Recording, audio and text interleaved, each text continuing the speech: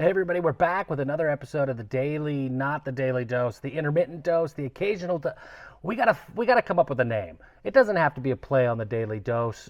It's just got to be something to help these introductions flow, so that I feel a little bit less awkward. So I'm open to your suggestions because my creative mind is gone. So if you have suggestions, hit me up. Throw them in the comments. Let's figure out something to call this so these intros flow a little bit more smoothly. But we're back for another episode. It's been a couple of days. I've had kidney stones. 10 out of 10. Do not recommend kidney stones. They are the absolute worst. So that's where I've been.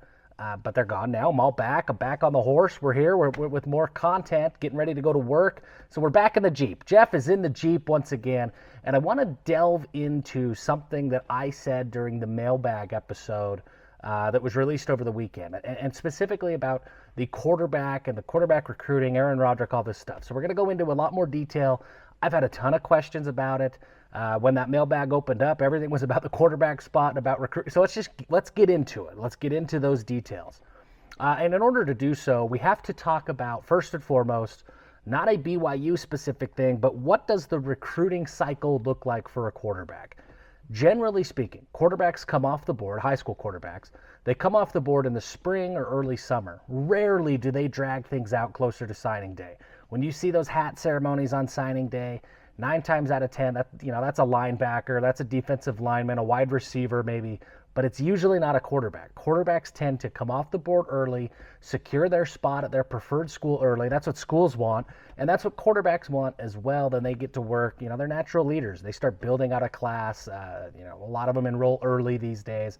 So very, very rarely do you see a quarterback really drag things on through the summer. And that's important to recognize because now as we go back in time and we look at BYU's specific situation, we have that context. Okay, quarterbacks come off the board early. So let's go back in time to the 2024 cycle when quarterbacks, high school quarterbacks, were coming off the board. Think of guys that BYU recruited, high-profile guys like Luke Moga, who ended up at Oregon, Isaac Wilson, who ended up at Utah, Maya Leowaki Smith, who ended up at Oklahoma State. He had a weird recruitment, one of the weirdest that I can remember covering in my decade of covering recruiting.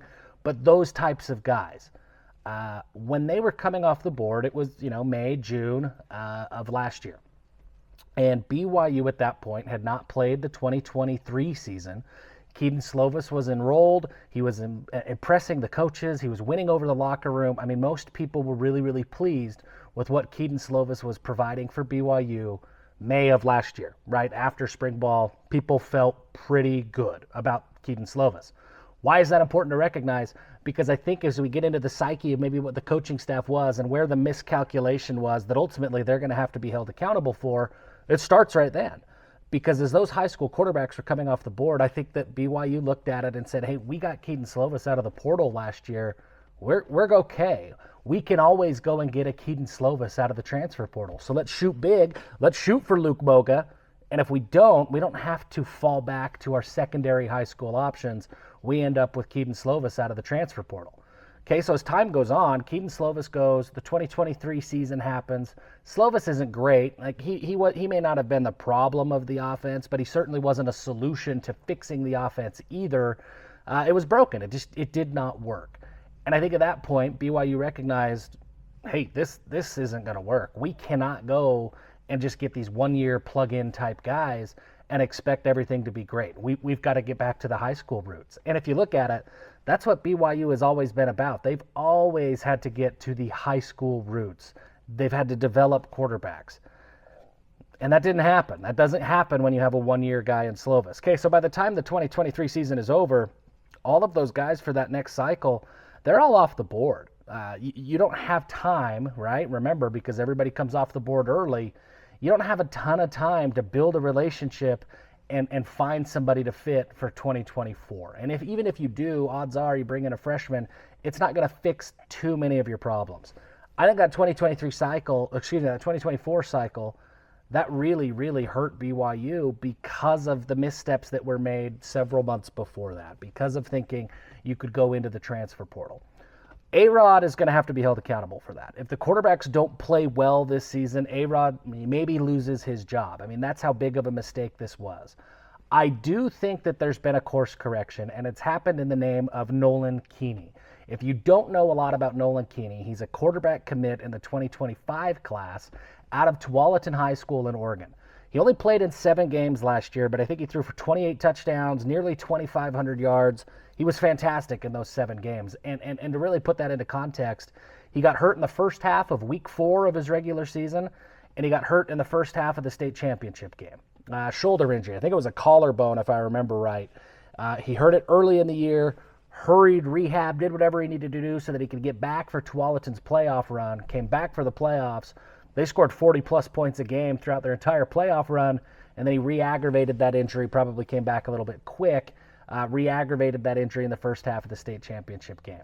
So really, he played in 5 full games and then the early parts of 2. And in those 5 full games plus 2 part games, 2,500 yards, 28 touchdowns. Nolan Keeny is the real deal. He's 6'4", 220 pounds. If you look at his sophomore tape, his mechanics looked a little bit wonky, but I think it's just because he was so tall and lanky. Now as he's growing into his frame, he looks good. I mean, he looks like he's got the mechanics down. He's got that big frame that's college ready. He can move. He's not Jaron Hall. He's not going to run a 4.4, but he can move out of the pocket. He can extend plays. He can do a lot of things with his legs, and he's got a big arm, man. I mean, he can make every single throw on the football field. I think Nolan Keeny is the real deal, and I think he's the kind of quarterback that BYU has traditionally had a ton of success with. He's the kind of guy who could come to Provo, develop, and ultimately, lock down that starting position for 2 or 3 years, and you're feeling pretty darn confident in Nolan Keeny. As an aside, he's close friends with Brock Harris, who's a near 5-star, will be a 5-star tight end in the 2026 class out of St. George. Those two played together when Harris lived in Oregon. Those kinds of connections don't hurt. Keeney's a leader. He's a natural leader. You've seen it on his Tualatin team, the way that, when he leaves the game, that's an entirely different team. But for him to work as hard as he did to get back for the playoff run, I mean, it's huge. He has all of the tools. He has the intangibles to, I think, be very, very, very good. He might go on a mission. As anybody who's been on a mission knows, those plans are always up in the air up until you leave, right? But I think he's planning on going on a mission right now. I don't know that that's been confirmed. But whether he joins in a couple of years or whether he joins for the 2025 season, Nolan Keeny is the kind of guy who changes the narrative of the quarterback room. Aaron Roderick deserves credit for that. He deserves blame and accountability and all that stuff for the situation that BYU is in right now. But if he's able to play well enough or get good enough quarterback production this year that Aaron Roderick is back next season, I think you start really looking at Nolan Keeny as, hey, the tide has changed. They've made some mistakes, but they've course corrected, and the future looks much, much brighter. I've said it. I think that the quarterback situation is better than the average fan does. I don't think that these are 4 guys who are just absolute terrible. I don't think that's the case. I think one of these 4 guys is going to step up and BYU's going to win some games. But when I say that, we're talking bowl eligibility, right? We're talking maybe a 7-5 season. We're not talking conference contender. We're not talking about championships or playoffs. BYU's got to get better quarterback play before you can even pretend to have those conversations, and they're not there. But I do think that they can play well enough to get back to a bowl. If that happens, or if the offense just shows life and keeps BYU in games, Roderick probably keeps his job, and then we start to look forward to the future. And it's guys like Nolan Keeny, and I feel like that's a really, really good thing for BYU. Really, really like what Keeny brings to the table. So I just wanted to dig a little bit deeper into that comment that I made. I talked about it really quickly and in passing, but here's the details, right? I mean, that's really what it is. That's where I think the missteps were, and if BYU could do it all over again, after Luke Moga, after Isaac Wilson come off the board, I think they find other high school quarterbacks and go all in, but they didn't, and I think that's why. They thought they could go to the transfer portal. That's not going to pan out. I mean, it's not going to work the way that BYU hoped it would. Keaton Slovis didn't work the way that everybody hoped he would. It takes time to learn an offense, to develop camaraderie with your teammates, your receivers. It's tough. It's tough to do. So those are my thoughts. I think the quarterback situation will be okay this year, but we'll see how it pans out. But Nolan Keeny, folks, he's the real deal. Super excited about him. Appreciate you guys for sticking with me this long. Subscribe to the channel if you haven't, and give them hell, and go Cougs.